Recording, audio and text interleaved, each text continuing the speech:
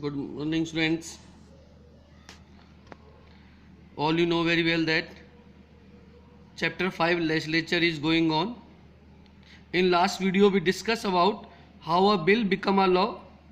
Today we'll study that how does the parliament control the executive.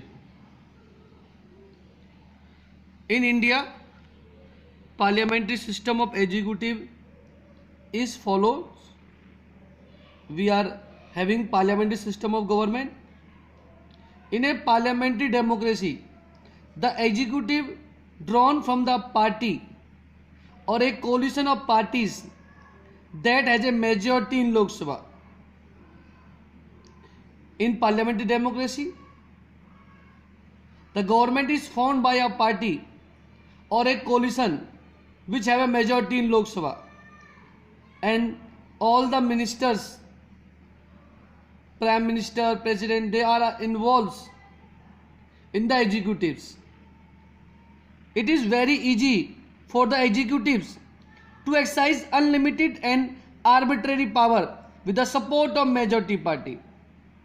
The executives belong to the party which having the majority of support in parliament, so they can use the unlimited power in arbitrary manner, and it can be very dangerous for the parliamentary democracy.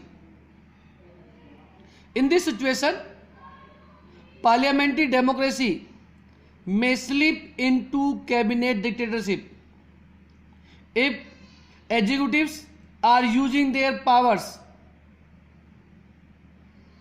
not for the welfare of the people. They are using unlimited power. So in this situation, parliamentary democracy can be termed as cabinet dictatorship.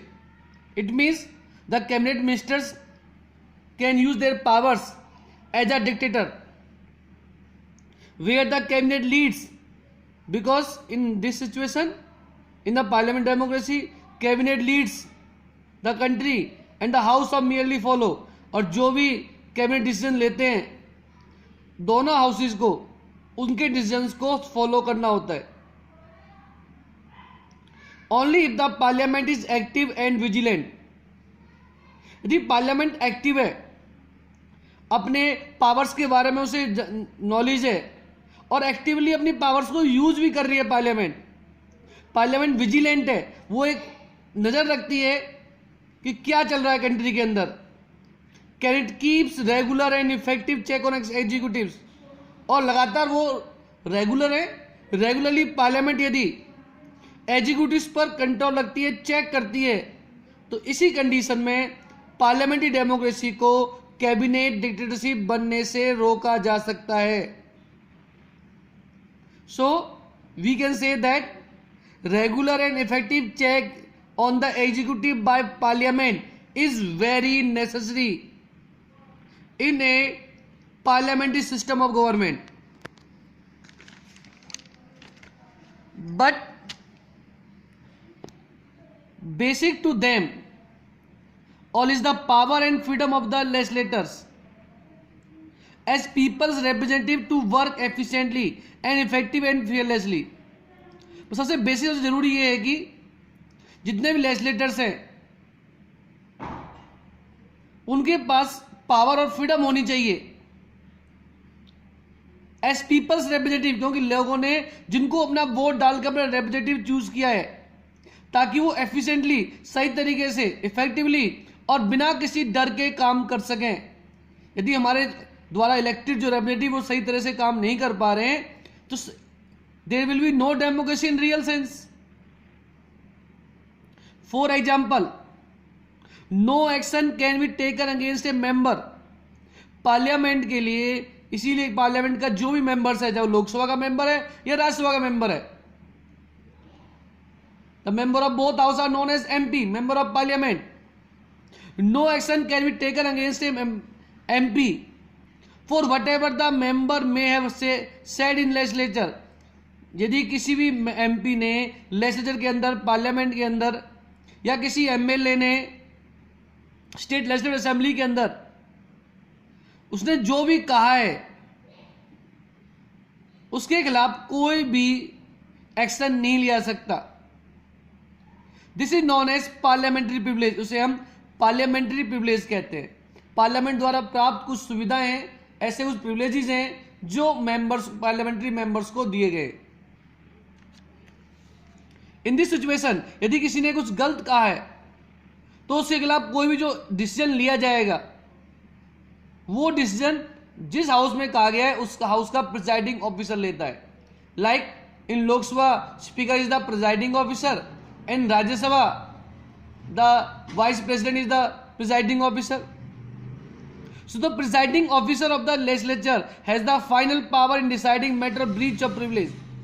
उस member ने जो उसे privilege मिली हुई है उनको breach किया है, break किया है, नहीं किया है, ये डिसाइड करना प्रिजाइडिंग ऑफिसर का काम है। और उसे क्या पनिश करना है, क्या उसके खिलाफ क्या एक्शन लेना है, ये भी प्रिजाइडिंग ऑफिसर ही डिसाइड करता है। The main purpose of such privileges is to enable the members of the legislature. ये प्रिविलेज क्यों दी गई सब देश के पार्लियामेंट के मेंबर्स के अंदर या लेजिस्लेचर मेंबर्स को ये ऐसी प्रिविलेजेस क्यों प्रोवाइड की जाती हैं?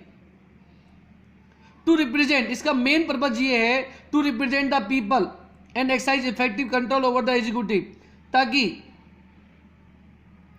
जितने भी हमारे रिप्रेजेंटेटिव या जितने भी एमपीज हैं, जितने एमएलए हैं, जितने मेंबर्स हैं लेजिस्लेचर के, वो लोगों को रिप्रेजेंट कर सके इफेक्टिव तरीके से और एग्जीक्यूटिव को कंट्रोल कर सके।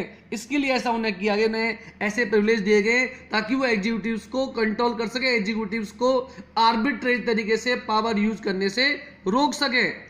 That's why such privileges are assigned to the members of the legislatures at national level as well as the state level. Now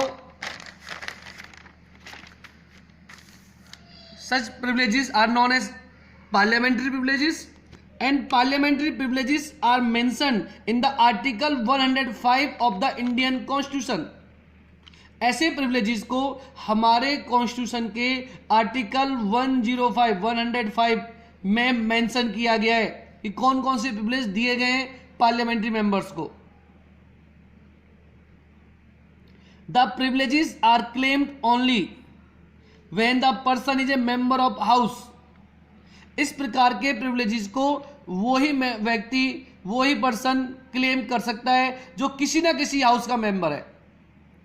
यदि वो ऐसा व्यक्ति जो किसी भी हाउस का मेंबर नहीं है, लोकसभा का, राज्यसभा का, नेशनल लेजिस्लेचर के अंदर, तो वो नेशनल लेवल पर पार्लियामेंट के अंदर ऐसे प्रिविलेजेस को क्लेम नहीं कर सकता है। As soon as he ends to be a member, the privileges are said to be called off. एक ऐसा व्यक्ति जो अब पार्लियामेंट का मेंबर नहीं है, किसी भी हाउस का मेंबर नहीं है, जैसे उसकी टर्म खत्म होगी एज ए मेंबर की, साथ साथ उसकी प्रिविलेज भी उसके से ले ली जाती है, उसके पास से चली जाती हैं। दीज प्रिविलेजेस आर असेंशियल, ये प्रिविलेजेस बहुत जरूरी है, so that the proceeding and functions can be made in discipline, ताकि पार्लियामेंट के अंदर जितने भी फंक्शंस हैं, जितनी प्रोसीडिंग्स हैं, जितने प्रोसीजर्स हैं, वो डिसिप्लिन और एक अनडिस्टर्ब तरीके से हो सके, इसलिए इनका होना बहुत ही जरूरी है। But no privilege and immunity, इस प्रकार जो पार्लियामेंट्री प्रिविलेजेस हैं, इस प्रकार जो इम्यूनिटी, जो छूट मिली हुई है मेंबर्स को, can be claimed by the member for anything which is said outside the proceeding of the house, can not. But ऐसी प्रिविलेजेस, ऐसी इम्यूनिटी को जो मेंबर है किसी भी हाउस का, उन्हें वो उस कंडीशन में क्लेम नहीं कर सकता है यदि वो प्रोसीडिंग हाउस से बाहर की बात हो रही है।